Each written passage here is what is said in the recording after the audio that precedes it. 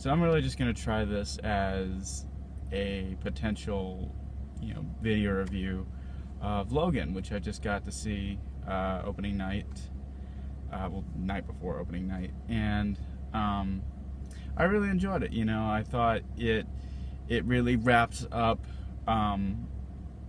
Hugh Jackman's role of Wolverine up to now. I mean, it's been 17 years, and they really, really, really go for the punches. Again, it's R rating.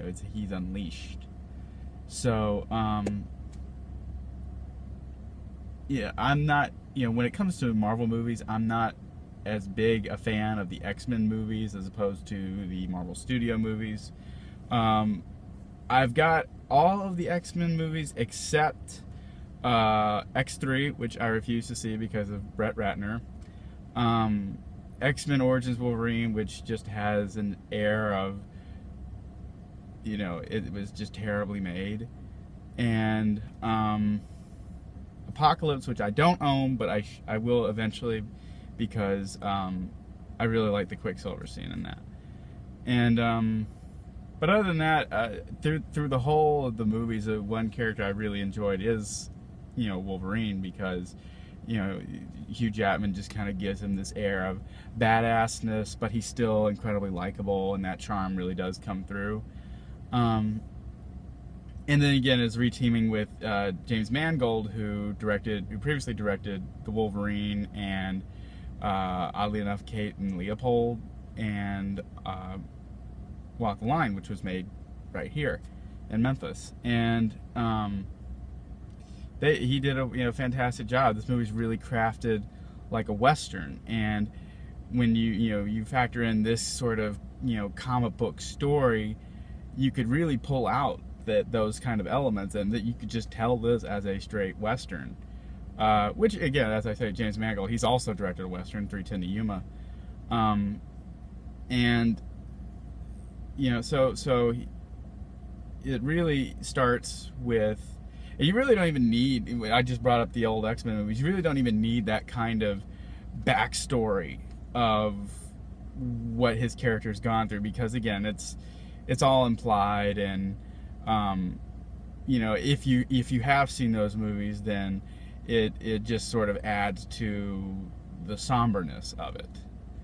And so the movie starts with Logan as a limousine driver, and it's a really cool limousine. It looks really, really cool, but you get the sense of he's clearly not the guy he once was. He is this broken down guy who really hates his place in life, and is tending to Charles, which is kind of his last link to the X-Men. And you really don't even know where they are. They tell you, all the mutants are gone, but there's no real evidence. You don't ever hear of Scott or Jean Grey or Beast. You don't hear of any of them. The only character I think that was brought back from the other movies as a new actor was Caliban, who's played by Stephen Merchant from The Office, who does a really good job of not, Stephen Merchant, he's most known for comedy, like from The Office, and he doesn't really yuck it up here. He just kind of just, is the character. He's an albino, so you put him out in direct sunlight, he starts wasting away. So he's constantly wearing these tight hats and goggles and everything. So and at any rate, Logan is tracked down by this bounty hunter who tells him, I need your help in looking for this asset that we've lost control of, and if you help us, it would be to your benefit.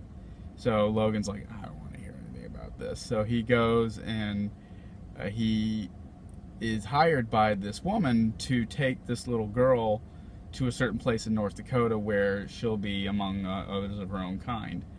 And you quickly find out that she is, her name's Laura, but her mutant designation is X-23, which is a callback to a character that was created for the animated series X-Men Evolution, which is a really great show. I mean, if you've never seen it, I highly recommend it. And you know, her thing, her power is that she has the same you know, adamantium claws that Wolverine has, and her base DNA is his, except with the added genome that makes her a girl. And so you know, they start with this road trip, you know, to North Dakota, and you know, Logan's kind of bemoaning the fact that he has to do this. It's not what he does anymore. And Charles is the kind of guy who's like, I knew who you once were. You were this. That's more of a Bane than Patrick Stewart. But I used to know you, Logan. You were a good man. And also Patrick Stewart is really kind of, he does a really good job of really, you know, he knows this is his last time out. So he's really gonna, you know, I'm going to throw out all the F words I can. And he does. It's really kind of shocking. He got quite a few laughs out of the audience of hearing, you know, Jean-Luc Picard, you know, like, I knew this mother effer back when he was, you know. So it's great to hear, and he takes great relish in it. And the villain of one of the villains of the movie is Boyd Holbrook, who I believe is Hal Holbrook's son, I think.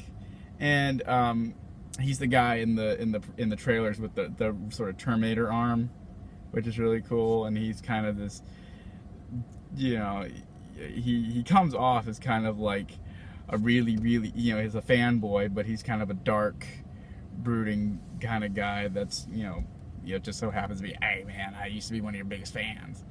So he's tracking them down with Caliban unwittingly being used as a scapegoat, and he finds that the destination they're going to is based off of the comic books that the nurse gave to Laura. And you know, when I first saw that in the trailer, the actual X-Men comics, I was really kind of confused. I was like, it's like Deadpool can break the fourth wall. He could do that, but he's not gonna like suddenly hold up a comic book and say, "Hey, this is from this issue." And it's like, you know, for the serious tone that they go for, it just is really kind of like, you know, it doesn't take you out of the movie, but it's just kind of like, since when has this happened? You know, it's not like they established this back in X-Men 1 that, you know, these are, you know, they're, you know, out there as themselves, but they're also out there as these comic book characters. So I don't know. I was hoping when I saw the movie, I was hoping they were really going to explain it as part of what Logan changed in Days of Future Past, but they don't really acknowledge that. I mean, there's that one line is like, you know, the future isn't what we thought it was. And then the third act of the movie kind of goes off into this. I haven't read a whole lot of the early reviews, but I imagine quite a few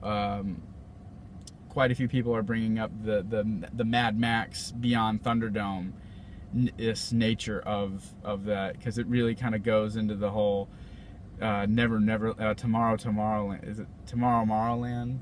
Yeah, Tomorrowland from the movie,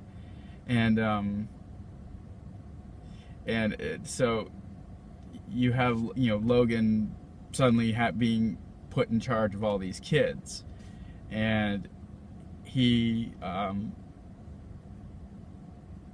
towards the end it does get really moving and emotional of this guy giving absolutely everything he's got for these kids. And you know, it's really touching, it's really moving. So that's my stance on Logan. And you know, if you get to the movie, you want to get there early, because after all the trailers and everything, right before the 20th Century Fox logo hits, there is a small little teaser there for Deadpool 2, that was directed by David Leitch, who did the John Wick movies, and he's going to be doing Deadpool 2. So it's this kind of, you know, it's a funny little short film of Deadpool, you know, out and about, and he comes across a mugging, and he's like, not on my watch. So he goes into this phone booth with the Superman music blaring, and he's taking so much time into the phone booth that the guy that he's trying to save from being mugged is just killed and left there, and he runs out of the phone booth in this, you know, super slow-mo, and then the guy's just dead there on the ground. And you're like, and he's like, oh, come on. And he's like, well, I'm just gonna take a nap here. So he just lies down on the ground and uses the guy's dead body as a pillow. And and I thought that was really, really funny. That was really well done. So yeah, that's my thoughts on Logan. I'll catch y'all later.